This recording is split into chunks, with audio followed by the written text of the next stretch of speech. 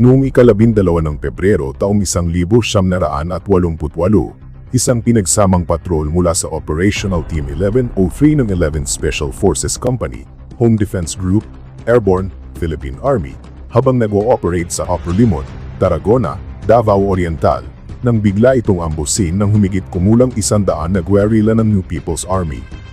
Ang mga rebelde, na pinapagana ng ideolohiyang komunista at gumagamit ng hit-and-run tactics na karaniwan sa kanilang kampanya ng insurhensya, ay naglunsad ng matinding suppressive fire mula sa mataas na posisyon na nagpa-pin down sa mga lead element ng government patrol.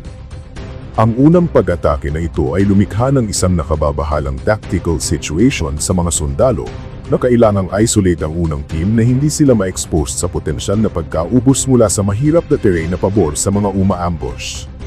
Si Sergeant Francisco Granfield, na itinalaga sa pinagsamang puwersa, ay tumugon ng may katiyakan sa gitna ng bakbakan, sa kabila ng madaming putok mula sa mga rebelde na nakadirekta sa kanilang posisyon. Si Sergeant Granfield ay nag-advance ng mag-isa sa open ground upang makalapit sa Operational Team 1103.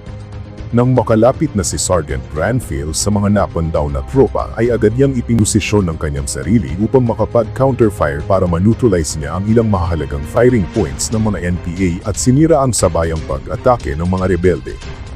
Ang kanyang agresibong pagmaniobra ay nagpabago ng takbo ng labanan, na pinigilan ng mga posisyon ng kalaban ng sapat upang makapag-organisa muli ang team, epektibong makapag-return fire, at masira ang pagkakahawak ng ambush. Ang mabilis at epektibong resulta ng mga aksyon ni Sergeant Granfield ay nagbigay daan sa mga knock-in down na tropa na makalabas mula sa killing zone nang hindi na nadagdagan pa ang mga nasawi at napilitan ng mga puwersa ng mga rebelde na umatras matapos mabigang makubkob ang mga tropa ng gobyerno.